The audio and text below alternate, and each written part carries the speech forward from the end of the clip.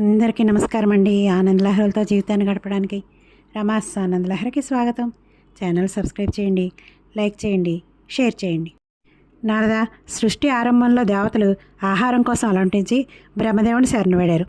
బ్రాహ్మణ క్షత్రియుల యజ్ఞాల్లో సమర్పించే హవిర్దానాలు వీరికి అందడం లేదు.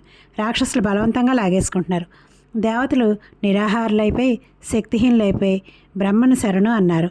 ఆయన ధ్యానం చేసి శ్రీకృష్ణ పరమాత్మని శరణు అన్నాడు. ఆ యజ్ఞస్వరూపుడు ప్రకృతి రూప మహాదేవుని ఉపాసించమని చెప్పాడు. బ్రహ్మ ఉపాసించాడు. దేవి ప్రసన్నరాలై ప్రత్యక్షమైంది. వరం కోరుకోమంది.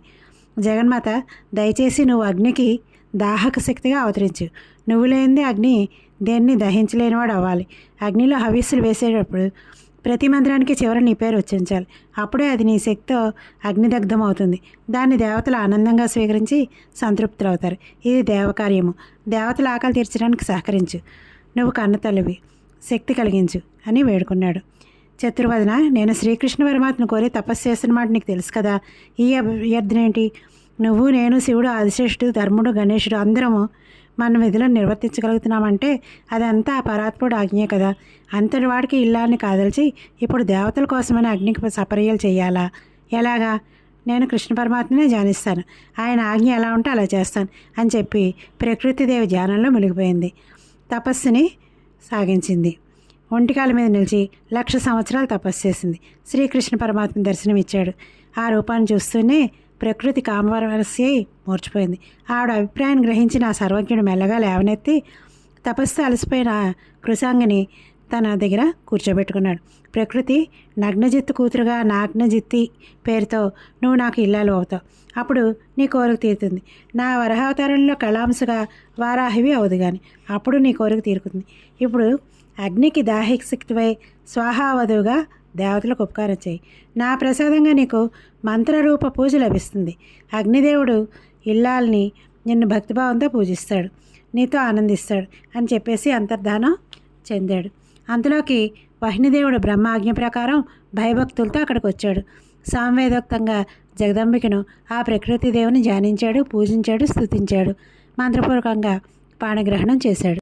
స్వాహాదేవి గర్భం ధరించి 12 దివ్య సంవత్సరాలు మోసి దక్షిణాగ్ని, గార్హపత్యాగ్ని, అహవనీయాగ్ని అని 3 పుత్రులను ప్రసవించింది. ఋషులు, మునులు, బ్రాహ్మణులు, క్షత్రియులు స్వాహాంతంగా మంత్రాలు ఉచ్చరించి హవిర్దానాలు చేశారు. స్వాహా శబ్దాంతమైన మంత్రాన్ని ఉచ్చరిస్తే చాలు పాపాలు తొలగిపోతాయి. విషహీనమైన సర్పము, వేదవిహీనుడైన విప్రుడు, పతిసేవా విహీనమైన స్త్రీ, విద్యావిహీనుడైన పురుషుడు, ఫలశాఖ విహీనమైన వృక్షము ఎలా నింద్యాలు నిష్ప్రయోజనాలో అలాగే స్వాహా శబ్ద విహితమైన మంత్రము నిష్ఫలము. ఇలా స్వాహాంతమైన మంత్రాల్లో చేసిన ఆహుతులు అందుకుంటూ దేవతలు ఆనందించారు.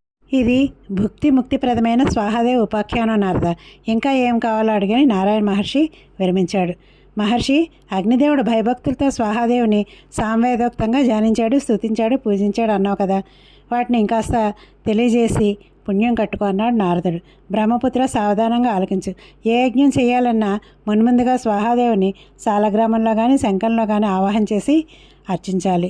ఆవిడ యజ్ఞమంత్రాలకు ప్రధానాంగము, మంత్రసిద్ధి స్వరూపిణి. ఆవిడను అర్చించకపోతే యజ్ఞం సాగదు, సఫలం కాదు. ఇలా ధ్యానించి ఆవాహన చేసి షోడశోపచారాలు చేయాలి. ఓం హ్రీం శ్రీం వహ్నిజాయై దేవ్యై స్వాహ అనేది మూలమంత్రం. దీంతో పూజలు చేస్తే అనుగ్రహిస్తుంది, అభిష్టాలు తీరుస్తుంది. స్వాహ వహ్నిప్రియ, వహ్నిజాయ సంతోషకారిణి, శక్తి క్రియా కాలదాత్రి, పరిపాక్కరి ధ్రువ, గతిసదా నరాణాంచ దాహిక దహనక్షమ, సంసారసార రూప చ ఘోర సంసారతారిణి, దేవజీవన రూప దేవపోషణకారిణి, షోడశైతాన్నామని ఎప్పటేత్ భక్తి సంయుత, సర్వసిద్ధిర్భవేత్ తస్య ఇహలోకే పరత్రచ. నారద, అల్నాడు అగ్నిదేవుడు స్తుతించిన షోడశ నామావళి. దీన్ని భక్తితో పఠిస్తే అంగహీనుడికి కూడా క్రియాకౌశలం అబ్బుతుంది. ఆ పుత్రులు పుత్రవంతులవుతారు. భార్యాదూరుడు భార్యాసహితుడవుతాడు. దంపతులు సుఖ సంతోషాలతో వర్ధిల్లుతారు. ధన్యవాదాలండి.